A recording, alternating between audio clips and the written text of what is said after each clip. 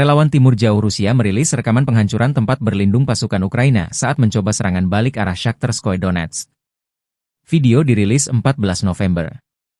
Dalam keterangannya disebutkan ini adalah dokumentasi rekaman pertempuran 4 hingga 5 November di mana Brigade Pasukan Khusus Pengawal ke-14 Angkatan Bersenjata Rusia menetralkan personel musuh yang mencoba lakukan serangan balik. Musuh mulai menyebarkan desas-desus tentang serangan balik mereka yang dianggap berhasil ke arah Shakhtarskoye. Faktanya, dalam 4 serangan mereka kalah dari 1 peleton, hanya berhasil bertahan di pinggiran utara desa untuk waktu yang singkat, tapi setelah beberapa saat mereka semua disingkirkan dari sana, demikian keterangan videonya. Rekaman menunjukkan posisi persembunyian personel Ukraina digempur drone dan dilenyapkan oleh unit infanteri yang menyisir area.